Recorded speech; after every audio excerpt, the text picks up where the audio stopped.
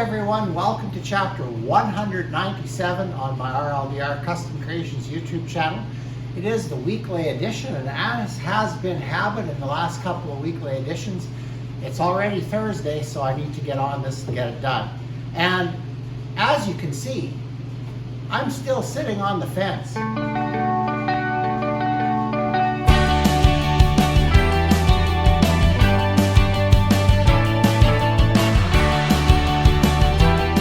Well, yes, the weekend edition is just a little bit later than I would like it to be. Normally, releasing on a Tuesday or Wednesday would be better, but it is what it is. And for the next couple of weeks yet, it's going to be like this, so I may as well just get used to it. I bet you noticed another difference in today's video already. I'm wearing a hat. Okay, I hate hats. I don't like wearing hats. But I've noticed in some of the creators that I watch, they put their microphone on their hat.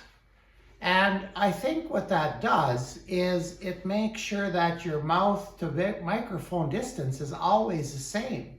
Because I noticed even, especially in my last video where I was turning my head a lot and doing things like that, the sound varied dramatically. In fact, so much so I had to cut it into segments and deal with it in editing, and we all know that I don't like editing, so I want to make it as simple as I possibly can. So I'm going to try today with a hat, see if I like it better, but I don't, it's already uncomfortable. But I have a special hat on here, and I should really show you this.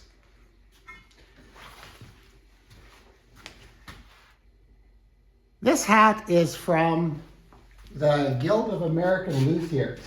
It's a guitar building group out of Tacoma, Washington. I have been a member, or was a member, for many years. They're awesome. I learned so much about guitar building by being affiliated with that group, and actually went down to one of their conventions in Tacoma in 2011 where I bought the hat. So yeah, just a shout out to that group. They're really, really good. So anyway, back to the topic at hand, and as I mentioned in the introduction, I'm still on the fence. Now, I didn't plan it this way, but sometimes when I'm looking for video content and doing 2 videos a week, everything that I do becomes content. Literally, that's what it is. Now, I don't show you anything about my students when they're working because there's too many release forms and things like that to deal with, and I'm just not dealing with it. So that part of my life you never get to see, but pretty much everything else where I'm working on something, you do get to see. So I hadn't really planned on doing this, but this last week, my students needed work area for their flat, or like a flat work surface to work on their projects. And I thought, I really have to get my table saw carousel cleaned up. So one of the things that remained to be done, because I've had this for quite a while, is to install this partial unifence on my table saw. Now, yeah, I have a router set in here, and I actually showed you when I did that. That's a while back in the videos if you want to go look. But my goal is here to have 3 table mounted routers in my corral. So basically, the reason I came up with this was many years ago when I was teaching at the school. I wanted to make a raised panel door without changing a bit. That was my goal. So I still like to have 3 routers. And what got me started on this is the router that I use mostly, which is on the corner, just opposite corner of this. I had a student set up in there, and I didn't want to change it because I wasn't sure if she had enough pieces, and I wanted to have everything exactly the same so she could just start up again. So, but I wanted to do something for one of my Christmas gifts, and quite possibly maybe the next project that I do, or next video that I shoot about a project. And so I thought, well, if I got the fence on this, this wouldn't take long. And then I could use this router instead of that one, and then away we go again. I've got my table mounted router. This needed to be done anyway. So I did it, and I got it done the evening after she finished her project. So, I mean, it is what it is. Things don't always work the way you like to. And I really, really appreciate people who comment and say this is a working shop. It is a working shop. If you get 1 inch out of the camera view, it's even a worse mess than what you're seeing. So anyway, but let's talk about this for a while. Like this doesn't look normal. Now, normally with a router table, you would have another fence head that would sit on here and you could slide it back and forth this way. The operation would be this way, or most likely, in a router's case, this way. Now, I ran into this problem at the school shop, and this is a solution I came up with it there, and I thought I kind of liked it, so I incorporated it here as well. Now, the reason I want to be standing here pushing things through, and yes, I know the other fence is in the way and the blade is up, and I'm going to have to change that. I'm going to take the fence off, lower the blade if I'm doing something long, but I'm going to have dust collection pipe running right here, right in the middle. And to get around that, to work this way, I don't like that idea. And that was the same situation in the school shop.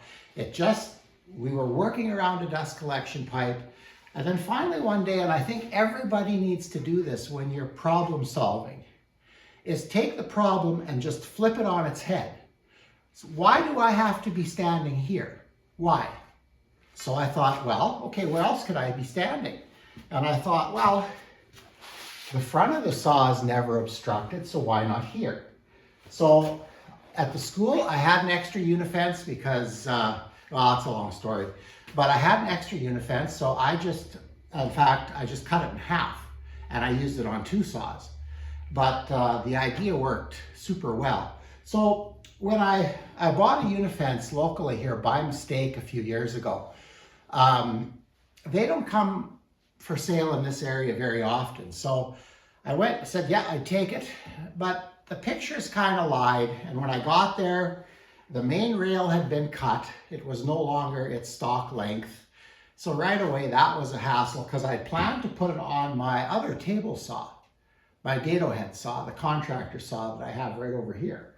And it wouldn't work for that. So I kept it and hung on to it and finally thought, well, hey, you know what? We're going to do it here anyway. And it just so turned out that it's just long enough. Actually, I don't have the piece here anymore, but I did cut off about 2 inches from here. So I made a nice square cut with my sliding compound miter saw. Yeah. So we're going to talk about that a bit, just a bit later. So I cut it to length and basically mounted it here. I had planned to use, I call it handy angle. It's a metal angle with holes in it. And I planned to bolt that onto the top and then bolt the rail on. But it wasn't long enough to work properly. So I ended up just going to my lumber yard, bought a 2x4, milled it to I think 2 inches by about 1 3/8 inches, bolted that on, and then attached the fence to that. So I'm going to take you in for a much closer look. I'll put the camera on my little remote stick there, and we'll go and take a look. The one thing though, I also cut the fence off. What is this? About 6 inches, I think. The fence is 36 inches long now. Well, 6 3/4. So, and I cut this with my sliding compound miter saw. Now, cutting aluminum with your compound miter saw, it works. But I think what would be better, there are dedicated carbide blades for it, and I suspect, and I don't know this for sure, but I suspect they're probably negative rake. Because I have a little bit, I think my blade is just a touch positive rake, and you can feel it kind of grabbing its way through. It's not violent, it's controlled, but no, a friend of mine who was a machinist cut aluminum on his table saw all the time. He used it just like wood. But anyway, so yeah, the fence is shorter. Standing over here when I'm running this was going to work just fine. Now the other problem that comes up, well, there's two actually. Adjusting the height of the router, which I haven't solved yet, and turning the router on and off, which I haven't got done yet, but I kind of have solved. So there's a hole here in the bottom of the unifence that accepts pipe thread. And if I would have could have found my pipe thread stuff, I would have actually just temporarily mounted it. But of course I couldn't find it. But this switch is going to, and it's going to sit on the other side, like right here, but about at that position there. And then the router plugs into there. You leave your router locked in the on position, and then you switch it like that. So that I'm going to do for the 3 of my table mounted routers. This was just the first one to see if all the components I pulled together would work, and it's going to work flawlessly. The raising and lowering, the one thing that I need to find, I know that there are people that have taken their routers and used the internal mechanism of the router itself as a lift. I hope I'm explaining myself clearly there. I want to look at doing that because I find that I'm getting older and I don't like being on my knees and stuff like that.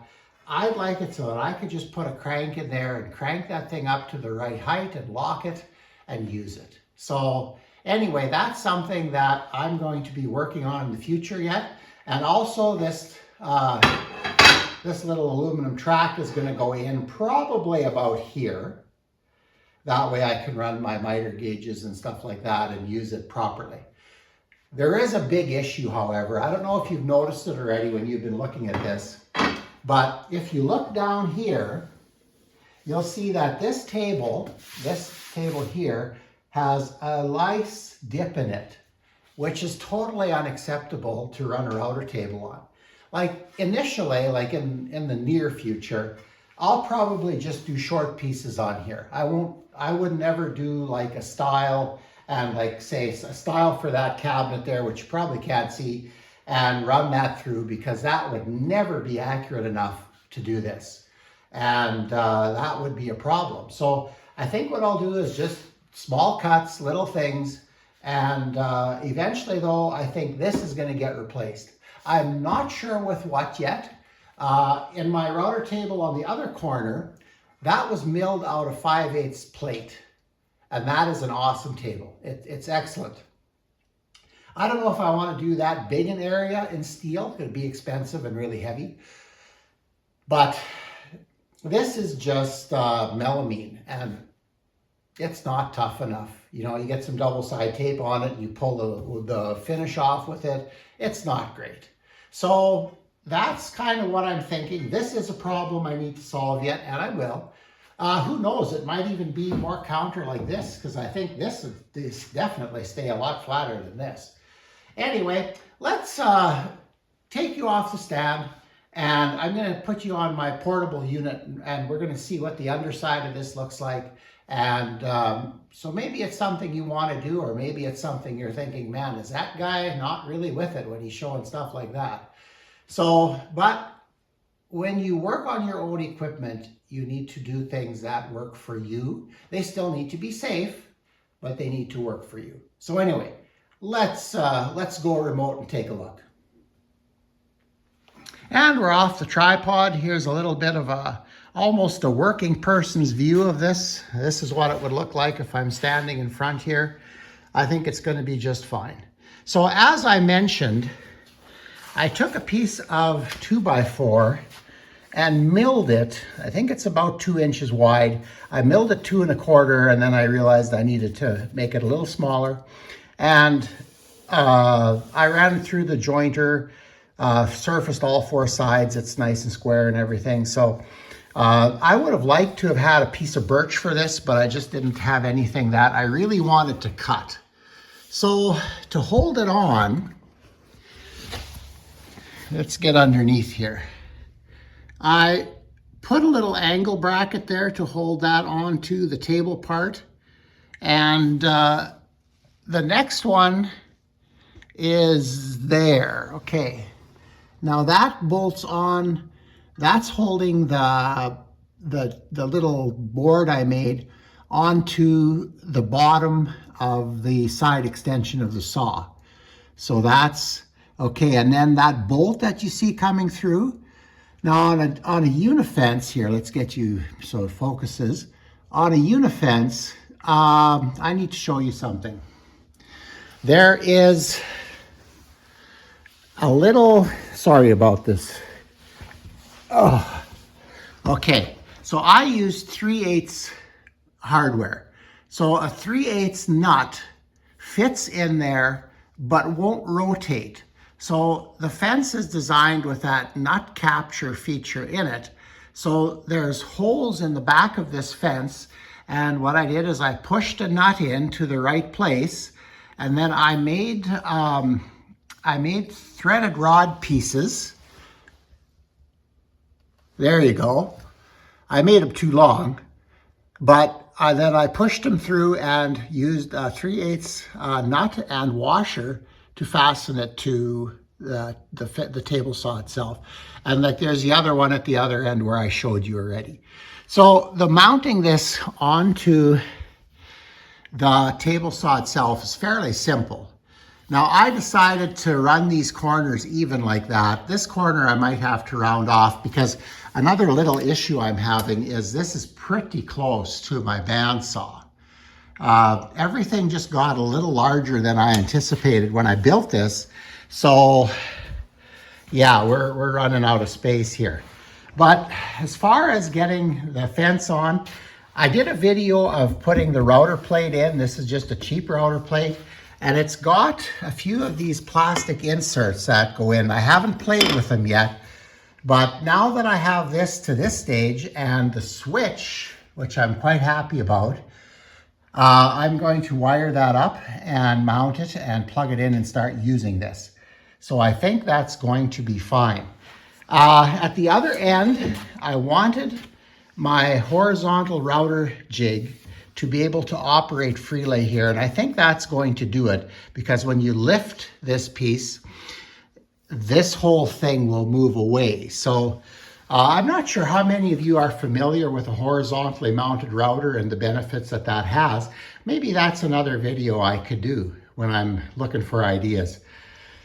But I think that, you know, that pretty much closes this off or sums this up. This is an easy retrofit to make, but finding the pieces is difficult. Now this fence was in terrible shape when I got it, and I actually did some aluminum welding, which I also showed on my YouTube channel. So if you want to go back and look in the archives, it's there. But yeah, this is going to work quite nicely. And eventually I want to get it so that I don't have to kneel down underneath to operate the router. So yes, my faithful Power Fist $80 routers. Actually, I bought this one used and I think I paid $100 for it.